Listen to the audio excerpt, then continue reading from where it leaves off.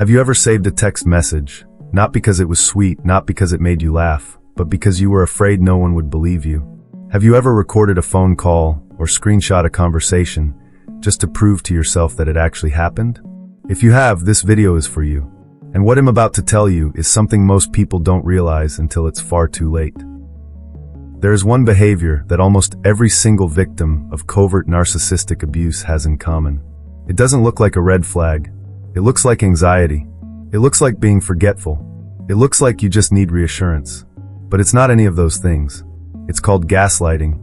And the moment you start documenting your own reality to prove you're not crazy, you are already deep inside the most dangerous psychological trap a covert narcissist sets. Today we're going to break down exactly what gaslighting is, how a covert narcissist deploys it, the 5 stages it moves through, and most importantly, what it does to your brain over time. Because this isn't just manipulation. This is a calculated dismantling of your sense of reality. And once you understand the mechanism, you can never be fooled by it again. Let me start with the behavior itself, because I want you to sit with this for a moment. You are in a relationship, romantic, family, or even a close friendship, and something feels deeply wrong. Not loudly wrong. Not they screamed at me in public wrong. Quietly wrong. A persistent low hum of confusion that you can't quite explain to anyone else.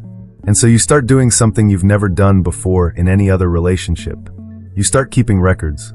Maybe it starts small. You screenshot a text because you just know that later they will tell you they never said it. Or you write down what happened during an argument in your phone's notes app while it's still fresh, because they have a habit of flipping the story within 24 hours. Maybe you've even recorded a conversation, not because you're paranoid. You've never been a paranoid person, but because last time they flat out denied saying something you both know they said. Here's what I need you to understand. That instinct is not anxiety. It's evidence. Your nervous system is trying to protect you. It has learned, through repeated experience, that your reality is going to be challenged. That your memory is going to be questioned. That without proof, you will lose the argument, not because you're wrong, but because they are better at rewriting history than you are at defending it. Normal, healthy relationships do not produce this behavior. You do not document conversations with people who tell you the truth. You do not collect evidence against people who are honest. The fact that you feel the need to do this is not a symptom of your instability. It is a symptom of their strategy. The term gaslighting comes from a 1944 film called Gaslight, in which a husband secretly dims the gas-powered lights in their home, then convinces his wife that she's imagining it. He manipulates the reality around her, then tells her she's losing her mind when she notices. That is the core mechanism. Change the reality, then deny the change, then make the victim doubt their own perception. In a relationship with a covert narcissist, gaslighting rarely looks dramatic. It doesn't look like obvious lying. It looks like this. You bring up something they said that hurt you. They say, "I never said that." You push back. "You did last Tuesday in the kitchen, right before we left." They shake their head, calm, almost pitying. "I genuinely don't know what you're talking about. I'm worried about you. You've been so stressed lately."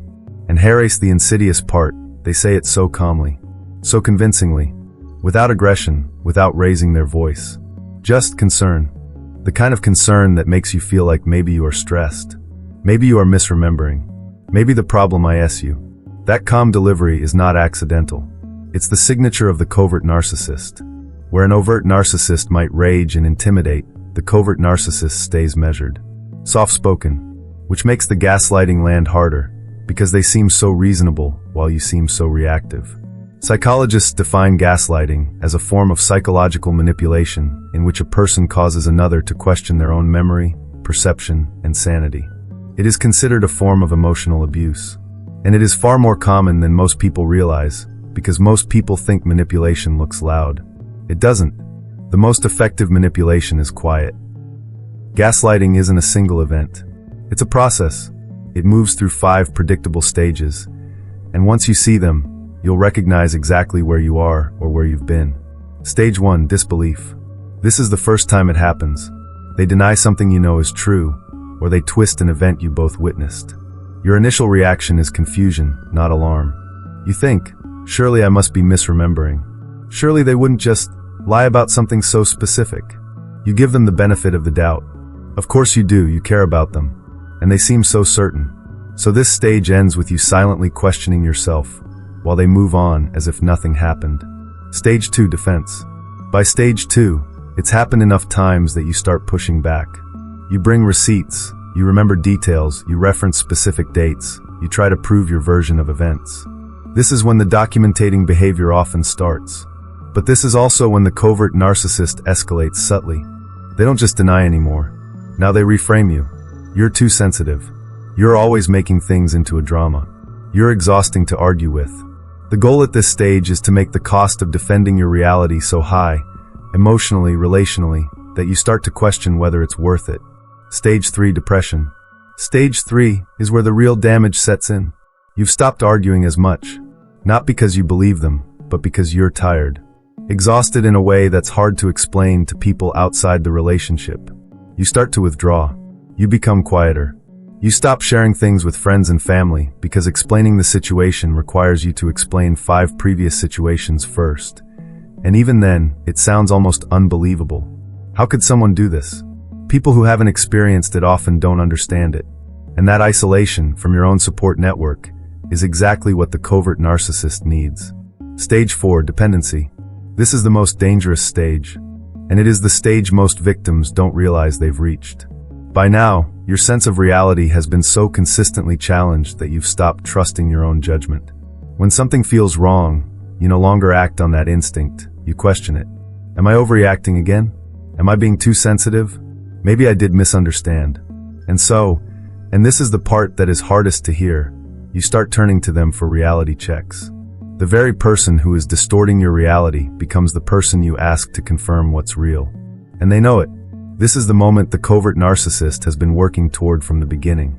Complete psychological authority. You are dependent on them for your sense of what is true. This is why victims so often say, I knew something was wrong, but I couldn't trust myself anymore. Stage 5, acceleration. In the final stage, the gaslighting accelerates because it no longer needs to be careful. By this point, your self-trust is so eroded that almost anything can be rewritten. Past events get revised. Your emotional responses get dismissed. Your concerns get pathologized. And the cruel irony is that by stage 5, the victim has often become so visibly distressed, anxious, emotional, confused, that to an outside observer, the narcissist's narrative that she's unstable, or he's always been like this appears credible. This is why leaving is so hard. It's not weakness. It is the logical result of a carefully engineered psychological dismantling. This is the part one want you to really hear, especially if you're currently in this situation, or if you've left one and you're wondering why you still don't fully trust yourself. Gaslighting has measurable neurological effects.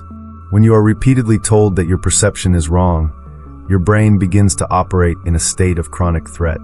The amygdala, your brain's alarm system, stays activated. You become hypervigilant, scanning conversations for danger, second-guessing your own interpretations, replaying events over and over, searching for the real version. This chronic state of psychological stress elevates cortisol, the stress hormone, over extended periods. Research on prolonged emotional abuse shows this can contribute to anxiety disorders, depression, and in many long-term cases, complex PTSD, also known as C-PTSD. C-PTSD from narcissistic abuse is characterized by difficulty trusting your own judgment, a persistent sense of shame, emotional flashbacks, where you don't just remember a painful event, you re-experience the emotional state of it, and a deep, often unnamed fear that you are the problem. You are not the problem. Your brain adapted to survive in an environment where reality was unstable. That is not a flaw. That is an extraordinary act of survival. But it means that healing from gaslighting is not just emotional work, it is neurological work. It takes time, often professional support, and a consistent rebuilding of self-trust through small, daily evidence that your perceptions can be relied upon. So how do you know if what you're experiencing is genuine gaslighting, or whether you actually are misremembering or misinterpreting? Here are the 3 clearest markers. First, the pattern, not the incident. A single misremembered detail between 2 people is normal.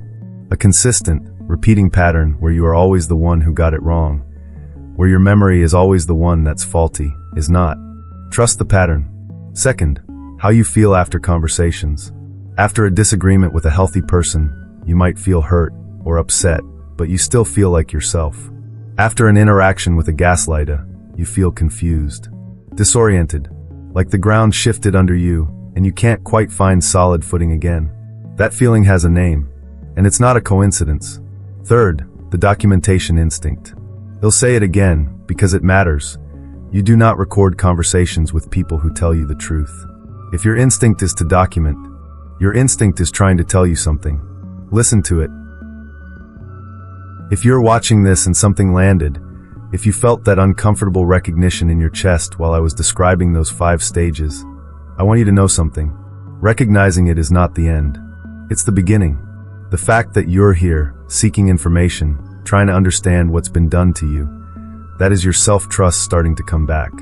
That instinct to find answers is the same instinct that was trying to protect you all along. It never fully went away. It just got buried.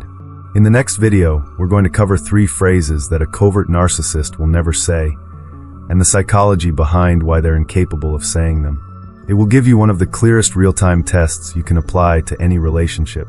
Subscribe so you don't miss it, because once you understand these patterns, you will never stop seeing them. And that awareness is the first real protection you have. Drop a comment below. Did you ever document conversations or save messages to prove your reality? You don't have to share details. Just know that if you did, you were not crazy. You were paying attention.